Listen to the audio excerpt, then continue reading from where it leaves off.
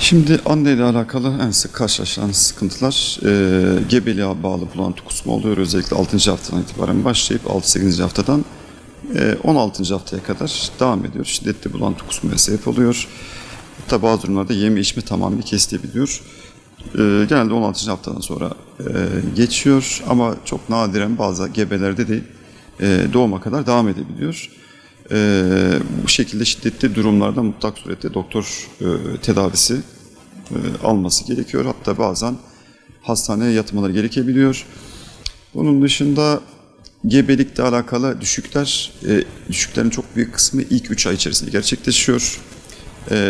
Düşük tehlikesi aynı şekilde olabiliyor. Kanama olduğu zaman ya da şiddetli bulantısı geçen kişiler, çünkü gebelik kaybı olduğunda, düşük olduğunda haliyle kandaki hormon düzeyi de düşeceğinden bulantı kusma da geçecektir.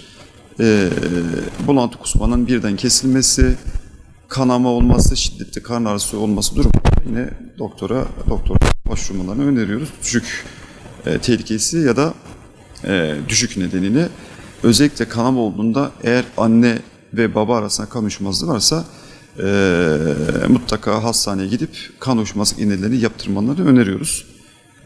Eğer kan uyuşmazlık iğnesi yapılmazsa sonraki gebeliklerde çok sıkıntı yaşayabilirler ve sonraki tüm gebelikleri ölümle veya düşükle sonuçlanabilir. Çalıştığım bir ilçede bir kadının 13 tane gebeliği vardı. 13 çocuğun da bir tanesi normal evde doğum yapmış. Geriye kalan 12 tane çocuğu da ölmüş. Muhtemelen ve RH uygunsuzluğu vardı. Çok büyük ihtimalle bu hastada kan uyuşmazlık iğnesi yapılmadığı için duyarlanma gelişmiş ve sonraki tüm gebeliklerde bebek etkilenmiş. Bebeklerin hepsi de maalesef vefat etmişti. Daha başka düşük olabiliyor. Şimdi şöyle, bir de ilk gebelik tanısı konduğu zaman nadiren de olsa dış gebelik gelişebiliyor. Onlar da ilk gebelik tanısı konduktan sonra belli aralıklarla beta-HCG dediğimiz gebelik hormonu takibiyle dış gebelik var mı yok mu onun tanısı konabiliyor. Ona göre gerekli tedaviler, önlemler alınabiliyor. O yüzden dolayı mutlaka ilk 3 ay, özellikle ilk tanı konması esnasında doktorlarına mutlaka gitmelerini öneriyoruz. Gebelik şekeri, şimdi gebeliğin özellikle 20. haftasından sonra ortaya çıkan, özellikle 20. haftasından çıkıyor ama tüm gebelik boyunca ortaya çıkabiliyor. Daha önce hiçbir şekeri olmayan, diyabeti olmayan insanın gebelikte ortaya çıkan şekeri olarak tanımlıyoruz. Genelde biz bunu 35 yaş üstündeki kişilerde, aşırı kilolu insanlarda, daha önce iri fetüs dediğimiz işte 4 kilonun üzerinde bebek doğuran kişilerde, polikistik over hastalığı olan, sendromu olan kişilerde, annelerinde ve kız kardeşlerinde de gebelik şekeri gelişen kişilerde diğer gebelere göre daha fazla görüyoruz. Oran olarak daha fazla, riskleri daha fazla. O yüzden bu gruptaki kişilerin mutlak suretle gebeliklerin 24 ve 28. haftalarında gebelik test şekeri açısından tarama testini yapmalarını öneriyoruz. 75 gramlık oral glikoz tolerans testi. Halk arasında maalesef yanlış bir kanı var. Bu şekere sebep oluyor diye bazı insanlar, bazı gebeler bu testi yapmaktan kaçınıyorlar. Kesinlikle öyle bir durum yok. Ve gebelik şekeri bazen normal kan şekerinde, ama çoğu kez ise bu tarama testiyle ancak tanı konulabiliyor. O yüzden dolayı mutlaka 24 ve 28. haftalarda gebelerimize, özellikle 25 yaşın üstündeki kişilere rutin bir şekilde her gebelere bu testi yapmalarını öneriyoruz. Bu hastalık bu testle konuyor daha çok. Belirti olarak da aşırı kilo almaya sebep olabiliyor. Çok susama, çok idrar çıkma, çok idrar enfeksiyona sebep olma gelişebiliyor. O yüzden dolayı 24. hafta, 24-28. hafta arasında 25 yaşın üzerindeki insanlara doktorları mutlaka önerecektir. Lütfen o testlerini yaptırsınlar. Şimdi bebekle alakalı aşırı stressiz kaygı mutlaka oluyor. Bu annelerin bebeklerinde gelişme geriliği olabiliyor, düşük doğum ağırlığı olabiliyor. Eğer varsa gebelik tanımlandırabiliyor, gebelik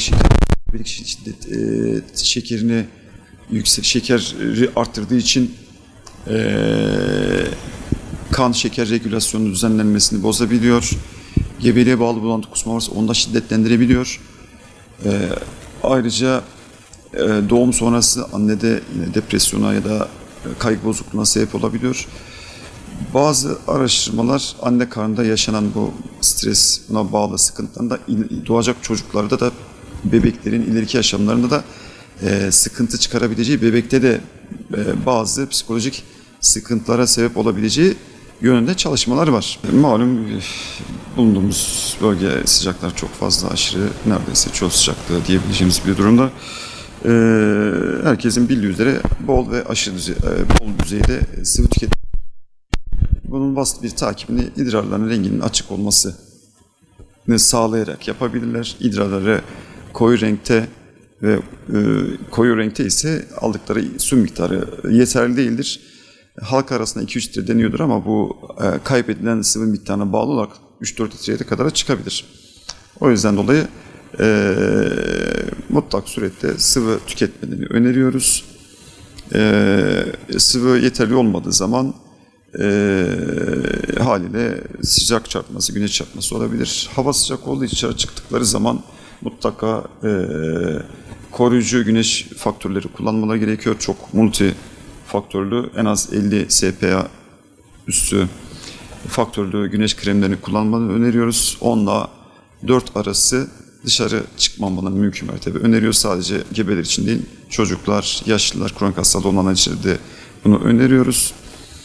Bol sıvı tüketmeden öneriyoruz. Şimdi mutlak surette ilk gebelik tanısı konduğunda ya da adet gecikmesi olduğunda mutlak surette öncelikli olarak aile hekimlerine gidip gebelikleri var mı yok mu diye gebelik tahlillerini yaptırmalarını öneriyoruz.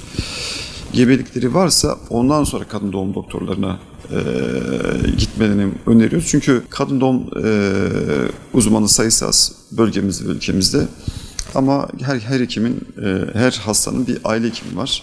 O yüzden adet gecikme olduğu zaman mutlak surette öncelikli olarak aile hekimine gidip gebeliklerini teyit etmelerini öneriyoruz. Eğer gebelikleri varsa ilk gebelik esasında yapılan bazı tahliller var. Onları da mutlaka öneriyoruz çünkü özellikle tiroid hastalığı ülkemizde çok fazla. Eğer tanı konup tedavi edilmezse tiroid hastalıklarıyla alakalı bebekte gelişme geriliği olabilir. Annede preeklemsi, eklemsi dediğimiz gebelik zehirlenmesi diye bilinen hastalıklar olabilir halk arasında. Gebelik tansiyonuna sebep olabilir, erken doğuma sebep olabilir vesaire vesaire. Ayrıca bazı enfeksiyonlar var. Bebeklerde doğumsal bazı hastalıklara sebep olabilecek, kalıcı hastalıklara sebep olabilecek bazı hastalıklar var, enfeksiyöz hastalıklar var. Bunlarda gebelik tanısı konur konmaz biz bu tahlillerin yapılmasını öneriyoruz ve gerekirse tedavisinin yapılmasını öneriyoruz. Çünkü eğer tanı konup tedavi edilmezse düşüklere, gelişme geriliğine, bebek ölümlerine, bebekte kalıcı bazı hastalıklara sebep olabilir. Mutlak surette o enfeksiyöz hastalık tanısı için de tarama yapılmasını öneriyoruz. Ayrıca kan tahlili yapıldığı hemogram dediğimiz tam kanda da kansızlık varsa mutlaka tanısı konuyor. Ki zaten her 10 kadının 7'sinde 6-7'sinde kansızlık var. Şimdi basit tahlille bu tanıyı koyabiliyoruz. Kansızlığın mutlaka tedavi edilmesi gerekiyor. Hem bebek hem anne sağlığı için, anne gelişimi, bebeğin gelişimi için mutlaka elzem bir şey. Yani ilk gebek tanısı konar konmaz kan tahlilleri öneriyoruz. Artı kan uyuşmazlığı var mı yok mu? Varsa çocuk anne duyarlanmamış mı, duyarlanmamış mı tarzında Indrecums diye bir test var. Onu yapıyoruz. Ona göre bir rotamızı çiziyoruz. Özellikle 11-13. haftası arasında halk arasında ikili tarama, zeka testi diye bilinen ikili üçlü tarama ya da kombine test dediğimiz bir testi öneriyoruz. Onu kaçırırlarsa üçlü dörtlü tarama dediğimiz 16-18 haftalarda yaptığımız test var.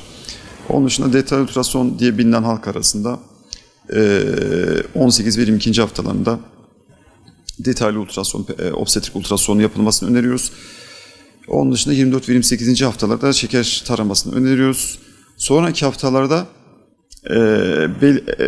öncelikli olarak biz ayda bir kontrol öneriyoruz. Ama 28-30. haftadan sonra, 2 hafta, 36. haftadan sonra haftalık kontrolü öneriyoruz. Çünkü bazı hastalıklar gebelik ilerledikçe ortaya çıkabiliyor. İlk gebelik tanısı konuda olmayabiliyor ya da 24-25. haftada yoktur, 36. haftada çıkabilir. Özellikle kalp hastalıkları gebelik ilerledikçe ortaya çıkabiliyor. Bebeklerin sık görülen doğumsal hastalık kalp hastalıkları. Onlar da birden çıkmıyor. Gebeliğin ilerlemesi ortaya çıkıyor. Haliyle bunlar da belli takiplerle ancak tanı konabilecek hastalıklar. Bebeklerde gelişimi geriliği olabiliyor. Bebek eğer gelişimi geriliği varsa bunun şiddetine ve buna göre de biz doğum zamanını planlıyoruz. Çünkü eğer bebekte gelişimi geriliği varsa, bebeğe yeteri kadar kan gitmezse bebek anne karnında ölebilir. Öyle bir durum olabilir. O açıdan bebeğin gerekirse eğer gelişimi geriliği tarzında bir şey varsa doğum zamanını planlıyoruz. Annede gebelik şekeri, gebelik tansiyonu, preeklemsi, eklemsi dediğimiz halk arasında gebelik zehirlenmesi denilen hastalıklar var. Varsa onların tanısını takiplere de koyabiliyoruz. Ve ona göre tedavi ve önlem alabiliyoruz. Eğer vatandaşlarımız, hastalarımız bu takiplerini yapmazlarsa bunların tanıları konmayabilir ya da geç konabilir. Geç konmasıyla beraber anne ölümü dahil olmak üzere anne ve bebek ölümü ve kalıcı hastalığı olabilecek tarzda sıkıntılar olabilir. Bunların önlenmesi adına mutlak surette düzenli aralıklarla aile hekimlerinin yönlendirmesiyle planlamasıyla kadın doğum hekimlerimize muayenelerle bunları yapabilirler.